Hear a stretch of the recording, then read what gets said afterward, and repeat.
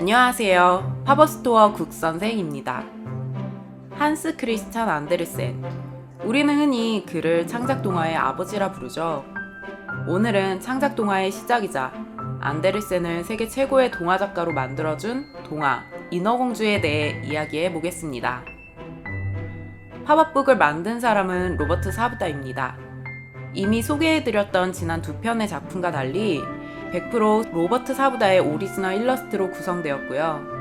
아동용 각색본이 아닌 안데르센의 1800년대 원작 스토리를 따라가고 있습니다. 이번 편은 팝업북과 함께 스토리를 정주행해 보겠습니다. 준비가 되었다면 저와 함께 깊은 바닷속 인어들의 세상으로 함께 들어가 보겠습니다.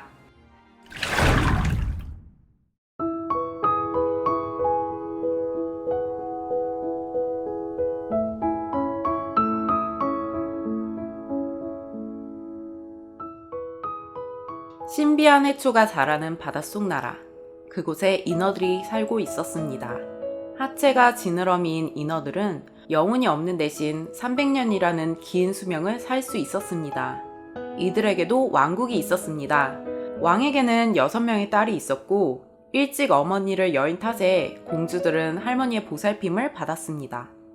공주들은 15살이 되면 물밖 구경을 나올 수 있는 특권이 주어졌습니다. 공주들은 한 사람씩 자신이 본 물밖 세상에 대해 이야기해 주었죠.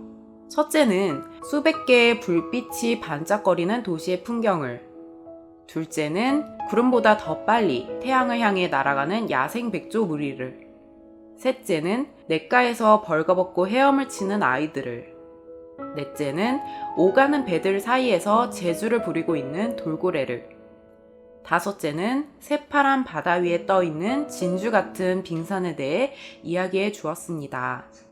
그리고 시간이 지나 15살이 된 막내 공주에게도 기회가 찾아왔습니다. 자신이 생일날 물 밖으로 힘차게 날아오는 막내 공주. 공주는 그곳에서 무엇을 보았을까요?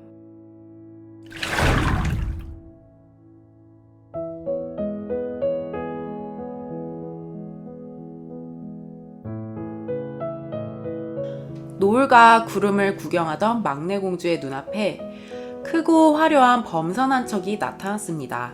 그곳에서 화려한 불꽃놀이와 함께 왕자의 생일 파티가 한창이었습니다. 인어공주는 선실창 넘어 보이는 눈이 검고 키가 큰 왕자에게 그만 마음을 빼앗기고 맙니다. 그러나 그것도 잠시, 어디선가 큰 파도가 몰아치더니 순식간에 배가 두동강 나버렸습니다. 공주는 재빨리 헤엄쳐 가서 왕자를 구해내고 사람들 눈에 잘 띄게 교회 앞 해안가에 왕자를 눕혀두었습니다.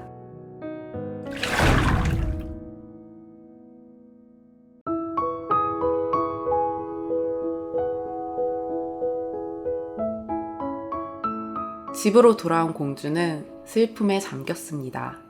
무엇을 보았느냐는 언니들의 물음에도 아무런 대답을 하지 않았습니다. 공주의 유일한 위로는 왕자를 닮은 조각상을 껴안는 것 뿐이었습니다. 슬픔에 잠겨있던 공주는 위험한 결심을 하게 됩니다. 덤불 넘어 해골을 쌓아 만든 집에 살고 있는 마녀를 찾아갑니다. 마녀는 2 다리를 얻는 대가로 공주의 목소리를 요구했습니다. 그리고 사랑을 얻지 못하면 물거품으로 변한다는 무시무시한 조건도 붙었습니다. 그러나 사랑의 눈이 먼 겁을 모르는 사춘기 소녀는 흔쾌히 거래에 응했고 2 다리를 얻게 되었습니다.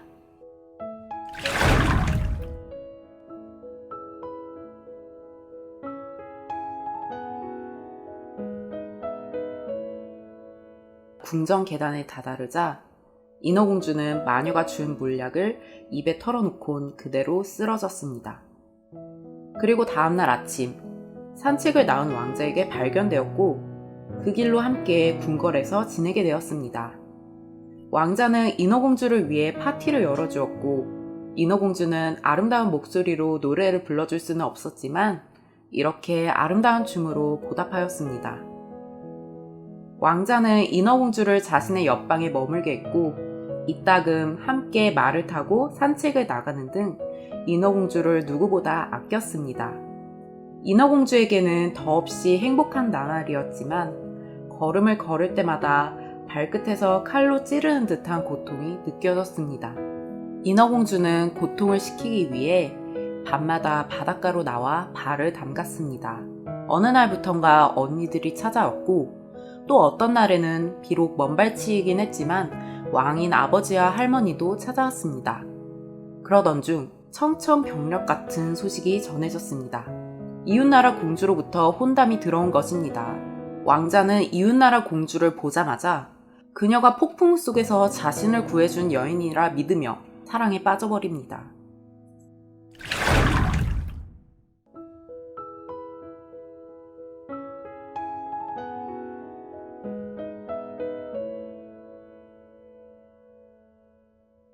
시간은 무심히 흘러 왕자와 이웃나라 공주의 결혼식 날이 와버렸습니다. 인어공주는 보석으로 치장한 옷을 입고 들러리를 섰지만 자신이 무엇을 하고 있는지 잊을 정도로 슬픔에 빠져 있었습니다. 성대한 결혼식은 선상으로 이어졌고 신랑 신부가 선상에 꾸며진 신방으로 들어간 뒤 축제는 막을 내렸습니다. 늦은 밤, 자신의 죽음을 예감한 인어공주는 난간에 걸터 앉아 바다를 바라보았습니다. 그런데 고요하던 바닷속에서 언니들이 나타났습니다. 그리고 마녀를 찾아가 자신들의 머리카락과 바꾼 칼을 인어공주에게 건네주었습니다. 이 칼로 왕자의 심장을 찌르면 다시 인어로 돌아가 300년을 더 살 수 있었습니다. 칼을 쥐고 신혼부부가 잠든 방에 들어선 인어공주는 차마 왕자를 해칠 수 없었습니다. 대신 왕자의 이마에 키스를 한 뒤 바다를 향해 칼을 던져버렸습니다. 그리고 자신도 이내 바닷속으로 몸을 던지고 말죠.